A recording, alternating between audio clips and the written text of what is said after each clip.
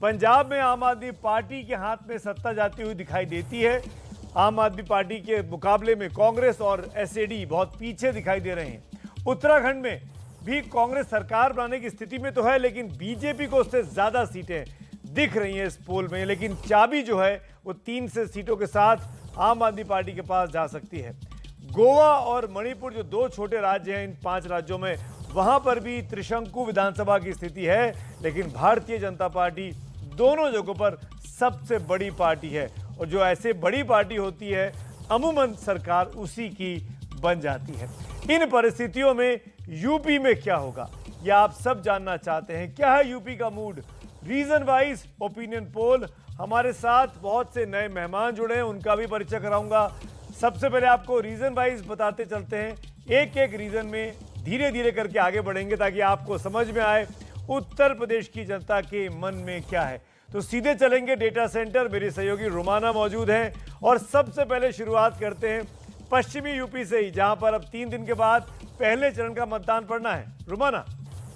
शुक्रिया सुमित। बिल्कुल जिस तरीके से सुमित बता रहे हैं कि उत्तर प्रदेश के अंदर जो 7 फेजेस का चुनाव होना है, शुरुआत इसी पश्चिमी उत्तर प्रदेश से। ये उत्तर प्रदेश पश्चिमी जो जाना जाता है इन्हीं गन्ने के खेतों के लिए, जहां इस वक्त मैं खड़ी हुई आपको नजर आ रही हूं, और ये शुगर केन कटर मशीन। लेकिन सवाल ये कि साहब यहां पर गन्ने की कटाई का काम तो चल रहा है, लेकिन ये पश्चिमी उत्तर प्रदेश जहां 136 विधानसभा सीटें आती हैं, यहां जो वोटों की फसल है वो कटकर किसके हिस्से में आएगी? पिछली बार की अगर मैं बात करूं तो यहां पर बीजेपी की बल्ले बल्ले थी। 109 सीटें, मतलब करीब 80% सीटें इस हिस्से की बीजेपी के खाते में गई थी। और इस बार का आंकड़ा आपके सामने। सबसे पहले वोट प्रतिशत आप देख रहे हैं, बीजेपी के खाते में 39%, समाजवादी पार्टी गठबंधन के खाते में 36% वोट परसेंट जाता हुआ, बीएसपी के खाते में 16% वोट शेयर जा रहा है, कांग्रेस के खाते में 7% जा रहा है। कुल मिलाकर यहां पर लड़ाई जो है वो बीजेपी और समाजवादी पार्टी दोनों गठबंधन के बीच बहुत आर पार की बराबरी की, महज 3% का फासला दोनों के बीच। लेकिन इतना जरूर है कि 3% की बढ़त यहां पर बीजेपी गठबंधन के खाते में है। कुल मिलाकर ये वही जाटलैंड है जहां से बार बार गन्ना वर्सेस जन्ना वाली लड़ाई को धार भी दी जाती रही है सुमित। और जैसे कि आप बता रहे रुमाना, इसको देखकर तो बीजेपी में खुशी की लहर होगी, क्योंकि बीजेपी को इस रीजन को लेकर बहुत से शक है, क्योंकि बीजेपी ने पिछली बार 90% मार्क्स स्कोर किए थे इस रीजन में। इस बार इन आंकड़ों को देखकर कुछ तसल्ली मिल रही होगी कि सत्ता शायद लौट सकती है। लेकिन हमारे साथ कुछ खास मेहमान हैं, मेहमानों के पास चलेंगे, उनका परिचय भी आपसे बारी बारी से कराते जा रहे हैं। हमारे साथ घनश्याम तिवारी हैं, समाजवादी पार्टी के प्रवक्ता हैं। बद्री जी जुड़ गए। बद्री नारायण जी, स्वागत है आपका। हमारे साथ विभाकर शास्त्री हैं, कांग्रेस पार्टी के प्रवक्ता। गौरव भाटिया है, भारतीय जनता पार्टी के प्रवक्ता। आप सबका इस चर्चा में बहुत बहुत स्वागत है। कुछ खास मेहमान यहाँ स्टूडियो में भी हैं। अभय दुबे साहब बने हुए हैं, पंकज झा मेरे सहयोगी मेरे साथ जुड़ गए हैं, मनीषा प्रियम जी भी इस चर्चा में शामिल हो गई हैं, दिबांग, प्रदीप सिंह और विजय विद्रोही पहले से अपनी बारी का काफ़ी देर से इंतजार कर रहे हैं। तो शुरुआत करूंगा प्रदीप सिंह जी आपसे। प्रदीप जी, आंकड़े आपके सामने आए पश्चिमी यूपी के, क्या ऐसी ही स्थिति होगी? आपको क्या लगता है? नहीं, मैं तो अभी कल घूम के आया हूँ पश्चिमी उत्तर प्रदेश से, और मुझे लगता है कि जो स्थिति आज से 10, 15, 20 साल दिन पहले थी उसमें और अब में बहुत अंतर आ गया है। बीजेपी जो किसान आंदोलन की चर्चा हो रही थी, एक बड़ा मुद्दा था किसान आंदोलन, अब वहाँ मुद्दा नहीं रह गया है। वहाँ मुद्दा महंगाई, बेरोजगारी है, लेकिन उन सब मुद्दों पर भारी है कानून व्यवस्था। कानून व्यवस्था, जो मुफ्त राशन मिला, और बिजली, ये 3 जो हैं बीजेपी के पक्ष में बहुत बड़े मुद्दे हैं। खिलाफ उसके महंगाई और बेरोजगारी है। लेकिन कानून व्यवस्था का मुद्दा ये है, जितने लोगों से बात की, जो भाजपा को वोट नहीं देने वाले हैं वो भी इस बात को मान रहे थे कि कानून व्यवस्था की स्थिति में सुधार आया है। दिबांग, क्या आपको लगता है कि किसानों ने माफ कर दिया और अब महंगाई को लेकर भी उतनी ज्यादा दिक्कत नहीं है जैसा कि पोल में दिखाई दे रहा है? दिबांग, मुझे नहीं लगता। और अगर आप देखें जिस तरह की आवाज़ें किसान संगठनों से आ रही हैं, उससे मुझे लगता है कि बीजेपी को वहाँ अभी भी बहुत मुश्किल होगी। और जो गठबंधन बनाया है अखिलेश यादव ने, खासतौर पर पश्चिमी उत्तर प्रदेश में, मुझे लगता है कि उसका असर ज़रूर दिखाई देगा। बीजेपी ने वहाँ पर अभी प्रचार किया है, उसका एक परसेप्शन बना है, लेकिन मुझे लगता है ये वो क्षेत्र है जहाँ लोग जो किसानों की जिन्होंने बहुत करीब से हालत देखी, वो अपना मन पहले ही मना चुके हैं। कुछ फ्लोटिंग बोट्स पर ज़रूर असर पड़ा होगा, पर मुझे लगता है कि ज़्यादातर वहाँ चीज़ पोलराइज ही दिखाई देगी। ये हम पहले भी देख चुके हैं कि लोग अगर बड़ा मुद्दा होता है तो अपना मन पहले बना देते हैं, तो वही कुछ स्थिति हमें पश्चिमी उत्तर प्रदेश में भी दिखाई देगी। और अगर आप की बात की, दिमाग मेरे साथ मनीषा जी भी है। मनीषा जी, क्या इसीलिए इस बेल्ट में जहां पर बहुत महत्वपूर्ण हो जाता है मुस्लिम वोट बैंक, जहां पर जाट नाराज थे और जाट मुस्लिम को एक साथ लेकर चरण सिंह ने एक नई कोशिश की थी आज से 30 साल पहले, आपको लगता है कि ये इंटैक्ट हो पाएगा या बीजेपी के साथ जाट आज भी हैं जैसे पिछली बार थे? देखिए, जहाँ तक पश्चिमी उत्तर प्रदेश का सवाल है, मैंने खुद स्वयं धरती छुई और दो विभाजन मुख्य दिखते हैं। हज़ारों में यदि जाएं तो जो बनिया चुपचाप केवल व्यापार का काम अब तक करता था, निश्चित ही दुरुस्त लॉ एंड ऑर्डर व्यवस्था के चलते वो सर उठा के अपना कारोबार करता है और कहता है कि भाजपा के लिए वोट करेगा बहुत मुखर तरीके से। लेकिन जहाँ भी किसी फार्म हैंड जिसके भी हाथ मिट्टी लगी हो उनसे आप बात करें तो उसको सीधा सीधा वो लोकदल का चुनाव बताते हैं। जाटों में और गुजरों में आपस की बातचीत नहीं, वो बिल्कुल वैमनस्य के भावना से एक दूसरे को देखते हैं। लेकिन मत का जो इंडिकेशन है वो ये है कि उसमें किसानी के मामलों को प्रमुख माना जाता है, बेरोजगारी से भी ज्यादा किसानी के मामले, और कहीं ना कहीं दलित एक तीसरा धड़ा दिखता है जो बेरुख है भाजपा से, लेकिन ये स्पष्ट नहीं करता कि उसका मत आखिर जाएगा किधर। ठीक है मनीषा जी, मैं बीच में रोक रहा हूं माफी के साथ, क्योंकि आंकड़े सबको देखने हैं, सीटें कितनी आ रही हैं परसेंटेज में भले ही बीजेपी आके, लेकिन क्या सीट्स के मामले में ऐसा है? जानते हैं रुमाना के पास चल के सीधे डेटा सेंटर से कि आखिरकार पश्चिमी यूपी की सीट्स क्या कहती हैं सर्वे में। बिल्कुल 136 सीटें हैं और ऐसे में अब मैं आपको सीटों का आंकड़ा दिखाने जा रही हूं। देखिए, वोट परसेंटेज में आपने देखा 3% का फासला, 3% ज्यादा वोट शेयर के साथ बीजेपी गठबंधन सबसे आगे सीटों में। लेकिन अगर इसको पलट कर देखा जाए तो यह आंकड़ा कह रहा है बीजेपी गठबंधन सबसे आगे पश्चिमी उत्तर प्रदेश में। 71 से 75 सीटें बीजेपी गठबंधन के खाते में जा सकती हैं। 136 में से समाजवादी पार्टी गठबंधन दूसरे नंबर पर है, बीजेपी से करीब 20 सीटों का फासला पीछे समाजवादी पार्टी गठबंधन, समाजवादी पार्टी आरएलडी का गठबंधन है। यहाँ पर 50 से 54 सीटें ही समाजवादी पार्टी गठबंधन के खाते में आ रही हैं। वहीं बीएसपी 8 से 10 सीटें, कांग्रेस के खाते में 1 से 3 सीट, अन्य 0 से 1। लेकिन महत्वपूर्ण हो जाता है कि वोट शेयर के अंदर जो मामला बेहद बराबरी का था, सिर्फ 3% का फासला था, अगर सीट शेयर के हिसाब से बदल कर देखा जाए उसको, तो पश्चिमी उत्तर प्रदेश में बीजेपी गठबंधन सबसे आगे, सबसे मजबूत। 71 से 75 सीटें बीजेपी गठबंधन के खाते में जाती हुई पश्चिमी उत्तर प्रदेश में बीजेपी को बढ़त। समाजवादी पार्टी गठबंधन के खाते में 50 से 54 सीट, 20 सीटों का फासला है। सुमित, बिल्कुल, और कुल मिलाकर कहा जाए तो पिछली बार अगर 90% मार्क्स स्कोर किए थे तो इस बार 50% तो आ रहे हैं कम से कम, जो मैं मोटा मोटे समझ पा रहा हूँ। गणित जितना मेरा कमजोर है हालांकि, लेकिन तमाम मेहमान मेरे साथ हैं, उनका रिएक्शन लेते हैं। पश्चिमी यूपी में बीजेपी को 71 से 75 सीटें। पंकज झा, आप तो बहुत घूम रहे हैं, क्या कहना चाहेंगे? 71 से 75 सिर्फ 136 में से। लेकिन बीजेपी के लिए राहत की बात है। कल बीजेपी के एक बड़े नेता से बात कर रहा तो उन्होंने कहा 65 में मिल गया तो हमारा काम चल जाएगा, क्योंकि हम सेंट्रल यूपी में और बुंदेलखंड में उसको फिर से रिकवर कर लेंगे। लेकिन सबसे गौर करने वाली बात यह है ना कि 3% के वोट शेयर का जो फर्क था समाजवादी पार्टी गठबंधन और इसमें बीजेपी में, ये जो मायावती का यानी बीएसपी का जो वोट शेयर है 16%, ये इसकी वजह से जो वोट शेयर में बहुत कम है। लेकिन सीटों का फासला इसीलिए है कि लोकल आधार पर देखेंगे तो बीएसपी ने किसका नुकसान किया, उसके हिसाब से बीजेपी को इतनी सीटें दिख रही हैं। और बीएसपी को 8 से 10 सीटें आ रही है बीजेपी द्रोही इस इलाके में। उस जगह देखिए, यही एक इलाका है जहाँ बीएसपी थोड़ा कुछ इलाकों में मजबूत है, इसके अलावा जैसे बुंदेलखंड के कुछ इलाकों में ही मजबूत है। लेकिन मैं भी पिछले 2-2.5 दिनों से वहाँ घूम रहा हूँ पश्चिमी उत्तर प्रदेश में। लोगों का कहना है कि सीट टू सीट चुनाव होता जा रहा है और कुछ जगह चुनाव त्रिकोणात्मक होता जा रहा है।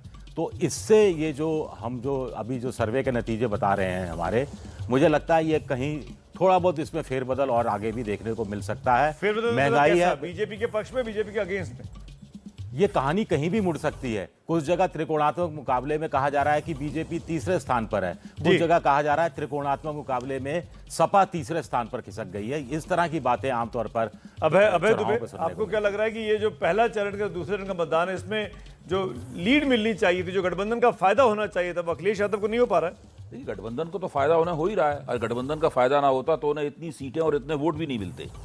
मेरा कहने का मतलब यह है कि बहुजन समाज पार्टी को जो 16% वोट मिल रहे हैं वो कम होते हुए भी कम नहीं है। वो इस लड़ाई को सीधा बनाने की बजाय त्रिकोणात्मक बना देंगे। अगर वास्तव में 16% या 18% वोट बहुजन समाज पार्टी को मिलते हैं जी, तो अगर त्रिकोणात्मक होगी तो उससे भारतीय जनता पार्टी को फायदा होगा और भारतीय जनता पार्टी को जो भी वोट मिलेंगे उसमें सीटों का कन्वर्जन रेट उसका बढ़ जाएगा। सीधे चलूंगा बद्री जी के पास। बद्री जी, आप बहुत अच्छे से बीएसपी को जानते हैं, मैं आपसे पूछना चाहूंगा, क्या बहुजन समाज पार्टी के लिए ये इलाका ही सबसे फ्रूटफुल है? हाँ सुमित जी, मुझे लगता है बहुजन समाज पार्टी इस क्षेत्र में बहुत अच्छा करेगी और जब लड़ाई त्रिकोणात्मक होगा और सीट बाय सीट होगा जैसा विजय विद्रोही बोल रहे हैं, तो उसका फायदा बीएसपी को मिलेगा। बीएसपी कई जगह जादुई परिवर्तन करेगी इस चुनाव में, और किसका काटेगी किसका जोड़ेगी ये अभी देखने की बात है।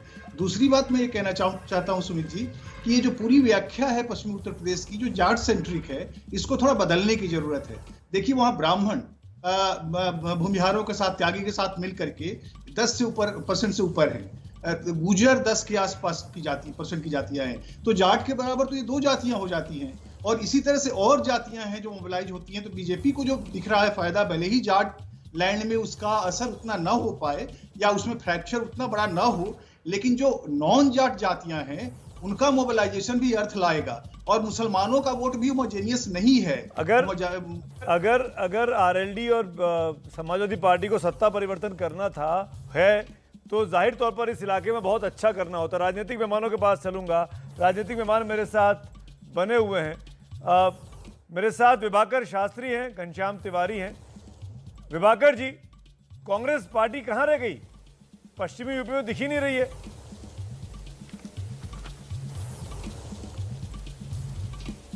सुमित जी, सबसे पहले नमस्कार। ये तो आप लोगों के आंकड़े हैं कि कांग्रेस पार्टी दिख नहीं रही। मैं पिछले 3 दिन से दौरा कर रहा हूँ और मैं आपको सीटें भी बताता हूँ। मैं मथुरा गया, मैं अनूप शहर गया और मैं और 3-4-5 सीटों पे और गया प्रचार करने के लिए। मुझे तो ये लग रहा है कि हर जगह कांग्रेस पार्टी जीत रही है। ये आप लोग किस तरीके से आंकड़े बनाते हैं और किस तरीके से नतीजे आते हैं, ये आप भी जानते हैं। और मुझे पूर्ण विश्वास है कि 10 तारीख को ये जब गिनती शुरू होगी तब आप लोगों के आंकड़े बदले जाएंगे और आप लोगों को एहसास होगा कि आप लोग गलती कर रहे हैं। आप लोग एक साथ मिलकर नहीं लड़ रहे हैं, विपक्ष बटा हुआ है। जैसे कि अभय दुबे बोल रहे थे, जितना विपक्ष बटेगा उतना भाजपा को फायदा होगा। नहीं, देखिए 2017 में हमने प्रयास करा, हम लोग मिलके लड़े और हमको नुकसान हुआ। उससे पहले हम बीएसपी के साथ मिलके लड़े, तब भी हमको नुकसान हुआ। 2019 में बसपा सपा मिलके लड़े, उनको नुकसान हुआ।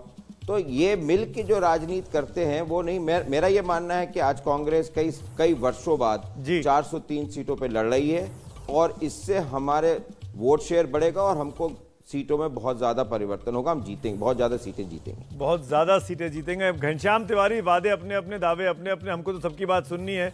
हम आपकी बात भी सुन लेते हैं। घनश्याम तिवारी, सी वोटर का सर्वे ये कह रहा है कि पश्चिमी यूपी में आप अभी भी बीजेपी को टक्कर उस तरीके से नहीं दे पाए जैसे कि आप उम्मीद कर रहे होंगे। नमस्कार सुमित, आपको, दर्शकों को और को पैनलिस्ट को। देखिए, मुझे लगता है कि एक दौर आता है चुनाव में, खासकर मतदान से पहले, जब फ्लोटिंग वोट्स आपको और फ्लोटिंग नैरेटिव्स नहीं दिखाई देते हैं। अगर कुछ डिस्ट्रप्टिव हो जाए तो अलग बात है, तो ऐसा डिस्ट्रप्टिव हुआ नहीं है। भारतीय जनता पार्टी की सबसे बड़ी असफलता ये है कि इस चुनाव में जाते समय किसान उनके खिलाफ खड़े थे। हिंदू मुस्लिम और किसी तरह की घृणा की राजनीति, वो चाहे अमित शाह जी ने कह दिया हो कि 650 साल से मूलों से लड़ाई लड़ रहे हैं, लेकिन वो उस तरह की नफरत फैला नहीं पाए और जगह जगह उनके उम्मीदवारों को लोग भगा रहे थे, किसान भगा रहे थे। तो इसलिए अब मुझे नहीं लगता कि प्रतिदिन पल पल ये कोई स्कोर कार्ड नहीं है कि पल पल चीजें बदल रही हैं। मुझे लगता है कि अब जब हमने एक बड़े पैमाने पर वहां पे अभियान चलाया है, विजय यात्रा, परिवर्तन यात्रा चलाई है, तो लोगों को ये समझ में आ गया है कि एक ठोस गठबंधन के साथ समाजवादी पार्टी और आरएलडी एक बेहतर नेतृत्व के साथ बहुत अच्छा होता है। इस चर्चा में बीजेपी के गौरव भाटिया जो दिख रहे थे उनके साथ मैं बात कर पाता, अभी वो मुझे दिखाई नहीं दे पा रहे स्क्रीन पर। लेकिन धर्मवीर के पास चुनाव के बाद और नहीं दिखाई देंगे। नहीं, आप निश्चिंत रहिए, वो कहीं चले गए होंगे, कुछ काम आ गया होगा, काफी देर से इंतजार कर रहे थे। ऐसे स्वीपिंग कमेंट्स ना करें घनश्याम जी। धर्मवीर जी, मैं आपके पास आना चाहूंगा। बहुजन समाज पार्टी अभी चुनाव में उतरी है, केवल 5 दिन हुए ऐसा लग रहा है।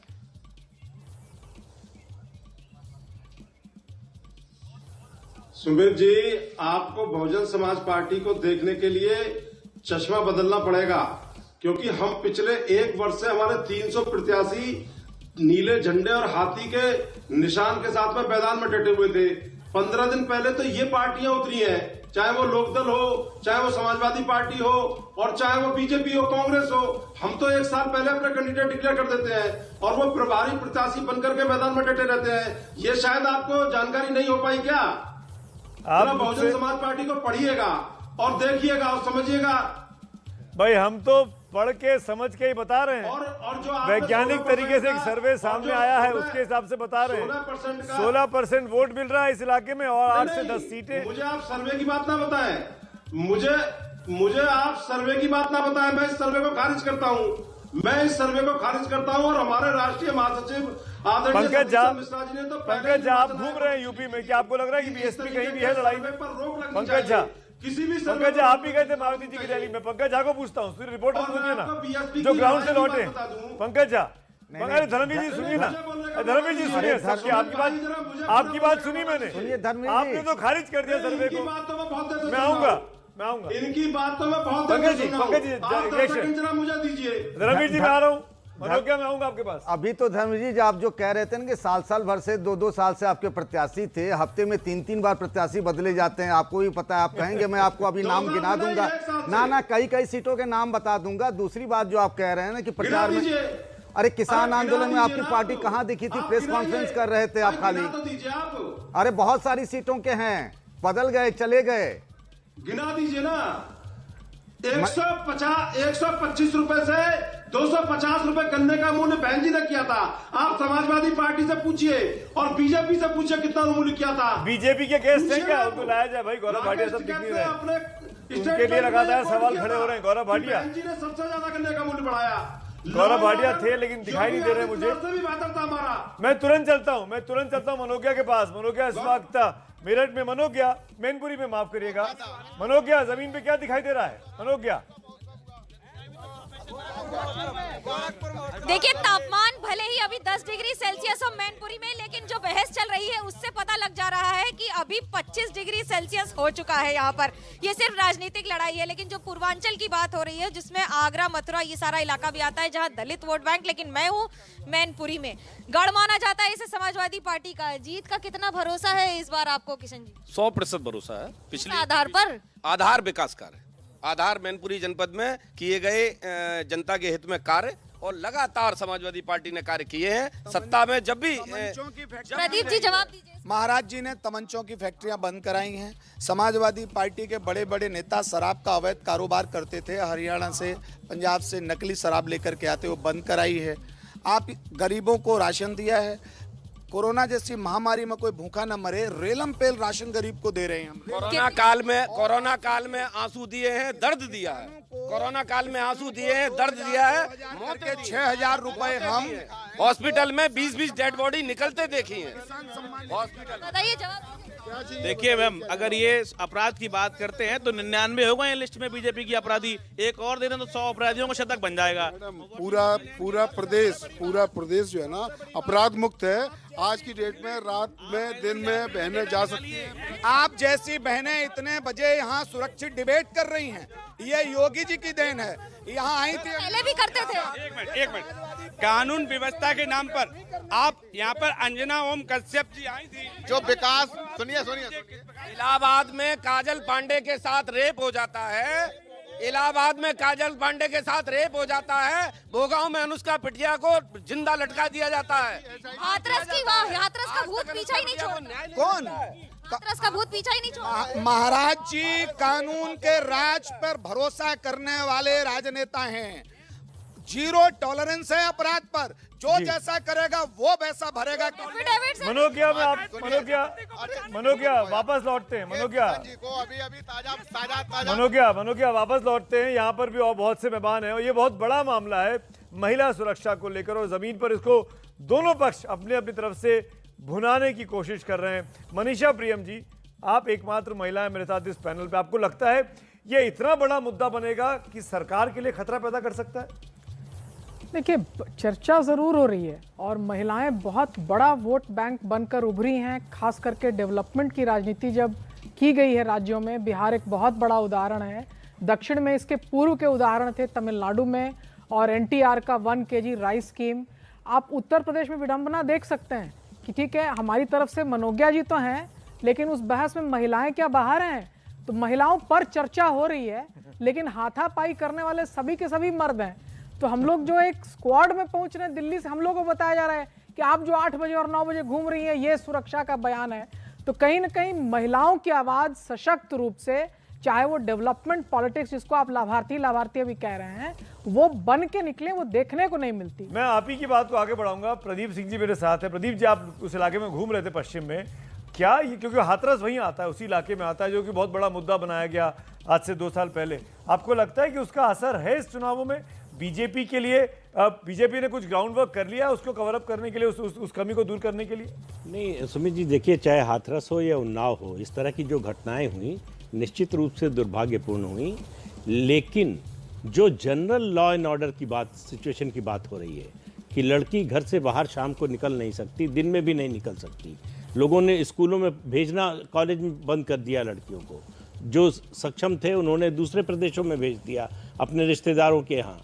तो वो जो परिस्थिति थी, मुझसे एक गन्ने के खेत में एक किसान ने कहा कि देखिए बदलाव ये आया है कि मैं अपनी भैंस यहाँ रात में बांध के चला जाऊँ खेत में तो सुबह यहीं मिलेगी, और पहले जो था वो घर से भी उठ जाती थी। तो ये जो बदलाव आया है, सुरक्षा का भाव आया है, उसका सबसे ज़्यादा असर महिलाओं पर पड़ा है कि हमारी बेटियां पढ़ रही हैं, बाहर जा रही हैं, काम करने जा रही हैं। घनश्याम तिवारी, आप बार बार लॉ एंड ऑर्डर का मामला उठाते हैं, लेकिन उल्टा बीजेपी ने आपको घेर रखा है कि गुंडों की सरकार बन जाएगी, गुंडई बढ़ जाएगी।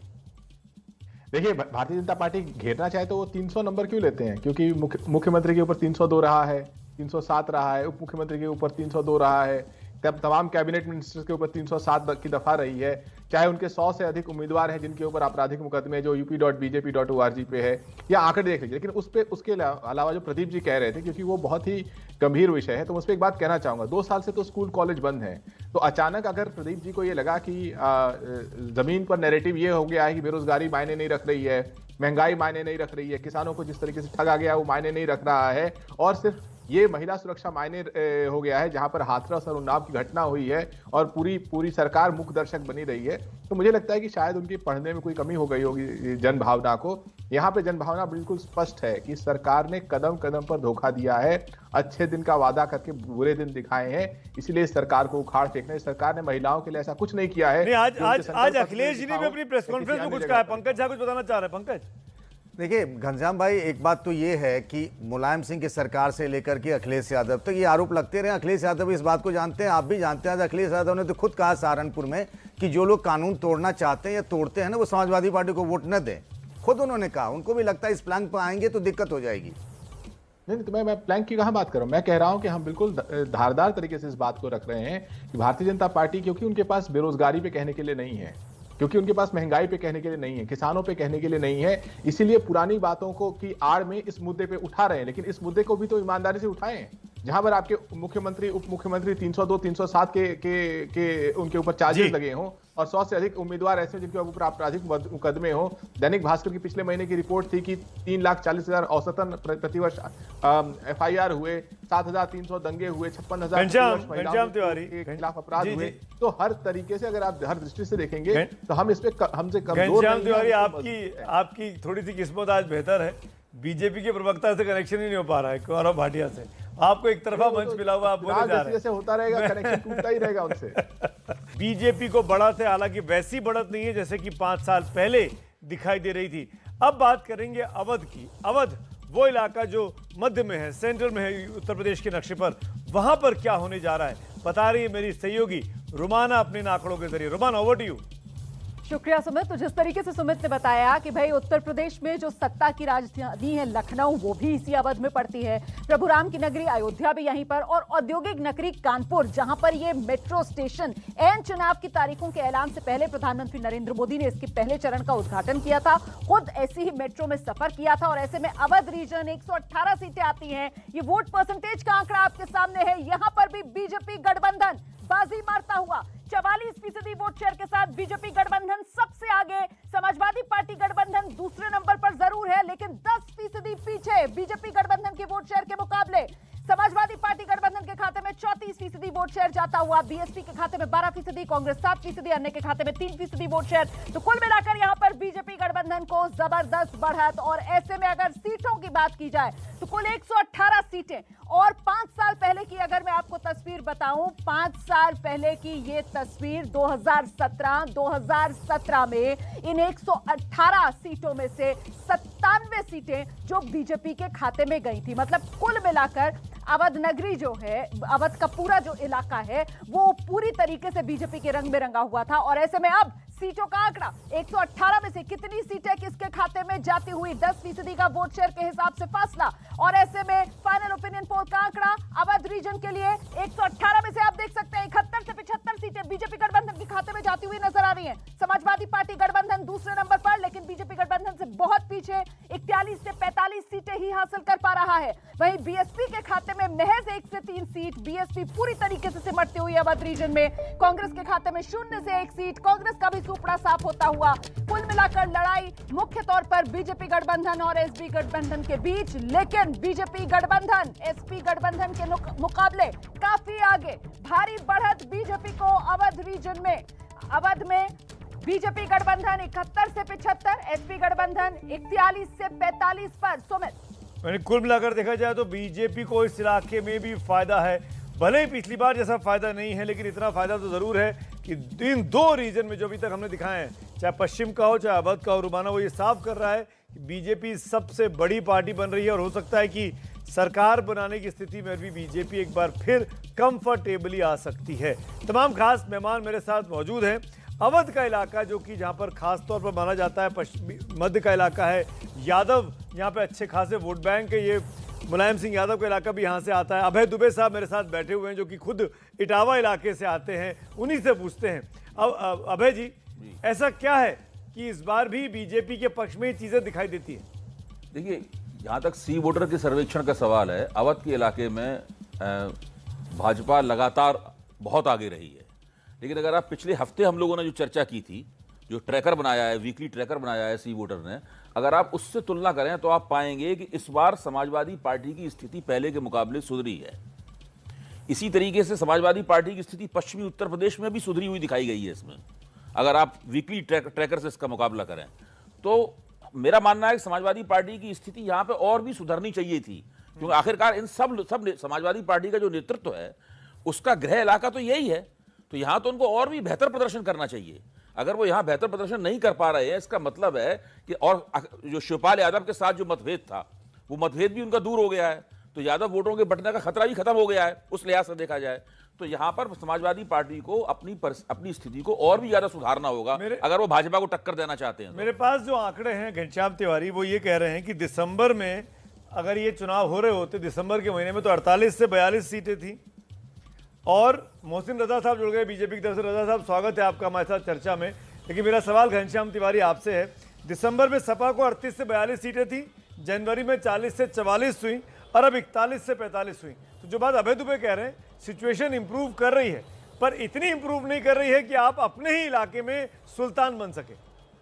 देखिए, आप अवध और पश्चिम उत्तर प्रदेश जोड़ लीजिए और पिछले चुनाव से कंपेयर कीजिए तो पिछले चुनाव में 2017 में भारतीय जनता पार्टी को लगभग 3.5 करोड़ वोट मिले थे और समाजवादी पार्टी को लगभग 1 करोड़ 80 लाख वोट मिले थे।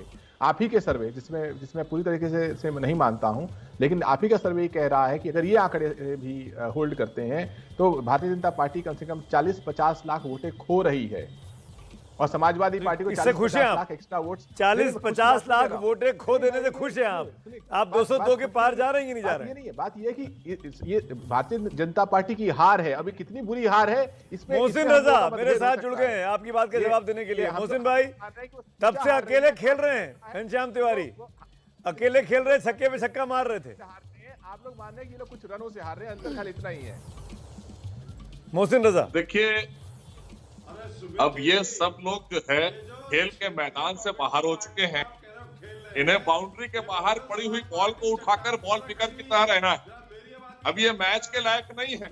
अब ये मानेंगे नहीं हमारी बात को, क्योंकि जाहिर सी बात है, अभी चुनाव है, 10 तारीख को रिजल्ट आएंगे। आपका भी वोटर का सर्वे हम देख रहे हैं, आप लोग भी मेहनत कर रहे हैं, सभी लोग मेहनत कर रहे हैं। एक बात से तो कोई इनकार नहीं कर रहा है कि सुमित जी की सरकार भारतीय जनता पार्टी बना रही है। अब दूसरी बात यहां पर यह आती है कि जब भारतीय जनता पार्टी सरकार बना रही है तो ये जो लोग विरोध करते दिख रहे हैं ये विपक्ष के चंद लोग हैं या विपक्ष के लोग हैं जो बैठते हैं टीवी चैनल पर और बहस करते हैं कि नहीं साहब हम सरकार, आपने जब कुछ किया नहीं था तो आपको बाहर किया गया 17 में जनता के द्वारा।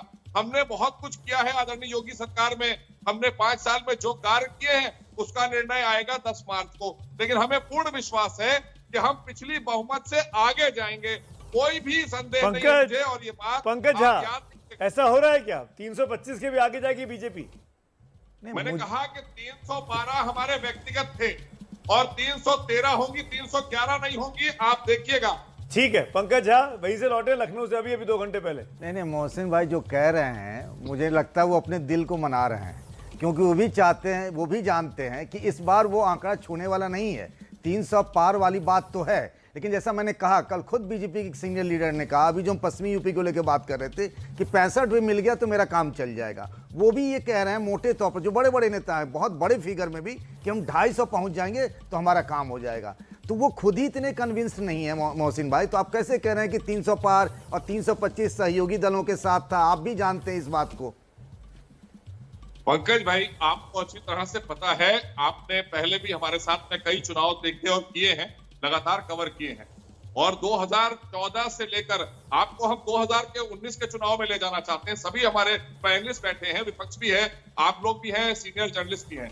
हम 2019 के चुनाव में हमको कोई 5 सीटें दे रहा था, कोई 15 सीटें दे रहा था, सबने पूरी तरीके से हमको बाहर कर दिया था और उसमें हम प्रचंड बहुमत लेकर आए, 14 की बहुमत से कहीं ज्यादा लेकर आए, जब सपा और बसपा मिलकर पंकज भाई लड़ी है।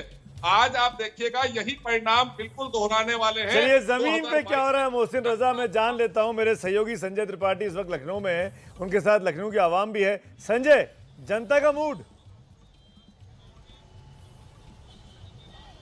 बिल्कुल सुमित जी, जनता से बात करूंगा। और अवध नरेश कौन बनने जा रहा है? समाजवादी पार्टी फाइट तो बहुत तगड़ी दे रही है, लेकिन अगर अवध की बात करें तो 41 से 45 सीट का आंकड़ा है। भारतीय जनता पार्टी तो 71 से 75 पे जा रही है। क्यों चूक रहे हैं, कहाँ चूक रहे हैं? देखिए, जब हम आपके आंकड़े देखते हैं, हम वोट प्रतिशत देखते हैं, तो हमें लगता है कि पिछले 2017 के बाद से भारतीय जनता पार्टी का वोट प्रतिशत बढ़ता नजर आता है, लेकिन सीटें आपके ही आंकड़ों में हमें कम नजर आती हैं और समाजवादी पार्टी की बढ़ती नजर आती है। हमें लगता है उत्तर प्रदेश का जो मौसम है वो आसमान में भी खराब है और सड़क पे भी खराब है, गांव में भी खराब है, क्योंकि भारतीय जनता पार्टी ना आज आसमान से उतर पा रही है, ना सड़क से जा पा रही है। गांव में भी जा रही है तो दौड़ाई जा रही है, आसमान से भी वो नीचे नहीं उतर पा रहे। हम समझते हैं कि ये जो आंकड़े हैं ये आंकड़े बदलेंगे, ये वोट प्रतिशत समाजवादी पार्टी का बढ़ेगा। जो चुनाव करीब आएगा अवध की तरफ बढ़ेगा, समाजवादी पार्टी सरकार बनाती हुई नजर आएगी। समाजवादी पार्टी के लोग कह रहे हैं आंकड़ा बदलेगा। आंकड़ा हालांकि बदला है पिछले चुनाव से, अगर इस चुनाव को कंपैरिजन में लाएंगे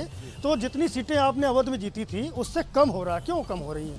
नहीं, देखिए आपका सर्वे है, मैं उस पर कोई प्रश्न चिन्ह नहीं लगाता हूँ, लेकिन जिस तरीके से 17 और 22 में अंतर आया है, जिस तरीके से गुंडों, अपराधियों और माफियाओं के खिलाफ योगी जी ने काम किया है, जिस तरीके से अगर कोरोना काल आया तो जिस तरीके से योगी जी प्रत्येक जनपद में जाकर के जो बेहतरीन तरीके से सुविधाएं उपलब्ध करा रहे थे, उसका परिणाम आएगा। और 10 मार्च को जब रिजल्ट आएगा तो 118 में 100 से ऊपर सीटें आएंगी भारतीय जनता पार्टी की केवल। ये मैं डंके की चोट पे आपके चैनल पे कहता हूँ। काम किया है योगी जी ने, काम किया है, और डबल इंजन की सरकार से जो फायदा हुआ है उसका मत प्रतिशत बढ़ने का तो 100% दावा कर रहे हैं। डबल इंजन की सरकार ने काम किया। Pradeep ji, Congress party single digit में, वो भी सिंगल डिजिट में बहुत नीचे है। आंकड़े कोई भी हो उसका समर्थन तो होना चाहिए, इसलिए भारतीय जनता पार्टी की सरकार रिपीट करेगी और उनकी सीटें बढ़ेंगी या उससे बराबर आएंगी, इसलिए कि योगी जी की सरकार में मुंह से ठा ठा की आवाज निकलती है। पुलिस अगर गोली चलाती है तो विवेक तिवारी मारा जाता है, मनीष गुप्ता मारा जाता है, इसलिए नौजवान अगर बेरोजगार रोजगार मांगने जाते तो आप लाठियां चलाते हैं। इसलिए संजय, मैं लौट रहा हूं वापस। मेरे साथ चर्चा में यशवंत देशमुख भी अब जुड़ गए हैं, जो कि फाउंडर हैं सी वोटर के, जिस एजेंसी ने हमारे लिए ये सर्वे किया है। यशवंत, शुक्रिया वक्त निकालने के लिए। मेरा पहला सवाल और सीधा सवाल, हम लोग बीते 6 महीनों से पोल कर रहे हैं, सितंबर के बाद से लगातार, आज हम फरवरी में आके खड़े हो गए हैं और लगभग यही ट्रेंड चला आ रहा है। बीच में एक बार लगा था कि उछाल हुई है, बहुत ज़्यादा फायदा अखिलेश को और समाजवादी पार्टी को दिख रहा है, तब तो गठबंधन का रूप भी शेप नहीं था, तब तक तो कैंडिडेट भी अनाउंस नहीं हुए थे। लेकिन अभी लगता है कि भारतीय जनता पार्टी ने अपनी पोजीशन को और मजबूत कर लिया है, कंसोलिडेट कर लिया है। देखिए सुमित, एक्चुअली में 6 महीने से तो लगभग हम लोग रोज दिखा रहे हैं। इसके पहले भी अगर आप देखें तो 1 साल पहले हम लोग ने ट्रैकर दिखाना जब पहला आगाज कर दिया था, तब से अभी तक में बदलाव तो बहुत हुए। हमने लगातार जब जब समाजवादी पार्टी का ग्राफ बढ़ा, हमने 20% से लेके ऑलमोस्ट 35% तक का उनका सफर लगातार दर्ज किया। हमने बीजेपी का 50% से घट के 42-41% तक आने वाला सफर भी दर्ज किया। हमने ही बताया कि ये बाइपोलर हो रहा है कंटेस्ट, लेकिन बाइपोलैरिटी के बाद में हमने ये भी बताया कहां पर जाकर के सैचुरेशन का पॉइंट पहुंच रहा है और कहां पे जाकर के ये अब पार्टियां एक ग्लास सीलिंग को हिट कर रही हैं, जिसके ऊपर निकलने के लिए उनको एक नए वोट बैंक, नए इक्वेशन की जरूरत। तो यशवंत मैं आप ही से पूछता हूं, ऐसा लगता है कि वो क्लाइमेक्स वाला जो पंच एक चाहिए होता है ना फिल्म का पासा पलटने के लिए हीरो को, वो अखिलेश यादव को और उनके पास नहीं मिल पा रहा है, तमाम अलायंसेस करने के बावजूद भी। ऐसा क्या करना चाहिए समाजवादी पार्टी को इस बीते 20-25 दिनों में कि वो किस्मत पलट दे अपनी? अब मेरे ख्याल से उनको टिकट तो जो बढ़ गए, देखिए बढ़ गए, उसमें बहुत सारी गलतियां भी दोनों ही साइड से हुई हैं। बीजेपी ने भी टिकट नहीं काटे नॉन परफॉर्मिंग एमएलएस के डर के मारे, उसको भुनाना चाहिए उन्हें अगर करना है। और आप ये देखिए, सबसे बड़े जो मुद्दे महंगाई के और बेरोजगारी के आ रहे हैं, उसके ऊपर ज्यादा कुछ बात ही नहीं हो रही है। आपको सुमित याद होगा कि एबीपी सी वोटर के बिहार वाले ट्रैकर में बेरोजगारी का मुद्दा चल रहा था, तो हर कोई कह रहा था कि इस पे कुछ नहीं है, लेकिन 1 महीने में उस ट्रैकर के लगातार बोलने के बाद में जिस तरह से बेरोजगारी के मुद्दे पे तेजस्वी यादव ने अपना कैंपेन रन किया, उसका कितना इंपैक्ट वहां पर हुआ। ऐसा लगता है कि जैसे अपोजिशन बहुत सारे बेसिक मुद्दों को छोड़कर के टर्शियरी मुद्दों में ही भटक रही है। और दूसरी बात, एक बात बहुत महत्वपूर्ण मैं यहाँ सुमित बताना चाहूंगा। दरअसल एबीपी सी वोटर के ट्रैकर में पश्चिमी उत्तर प्रदेश में हमने लगातार जिस उभार की, जिस टक्कर की बात की, वो समाजवादी पार्टी का उभार नहीं था, वो आरएलडी और जयंत चौधरी का उभार था। जाट मतदाताओं का स्विंग होना, वो सबसे बड़ा उनका सिंपैथी या आप कहें एफिनिटी, जो उनका रुझान था, वो जयंत चौधरी के लिए था, आरएलडी के लिए था।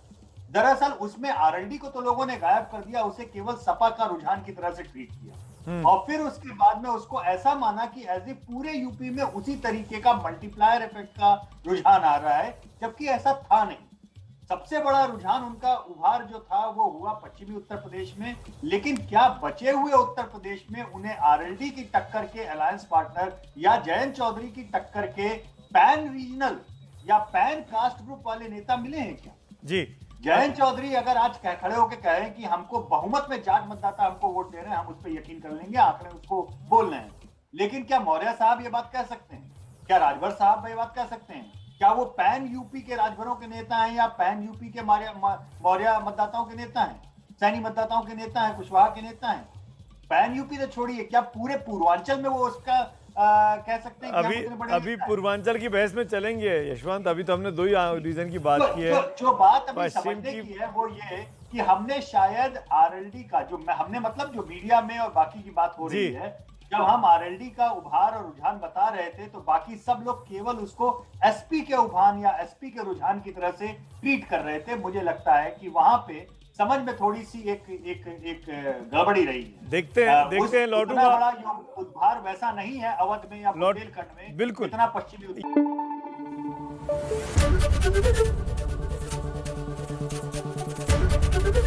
एबीपी न्यूज आपको रखे आगे।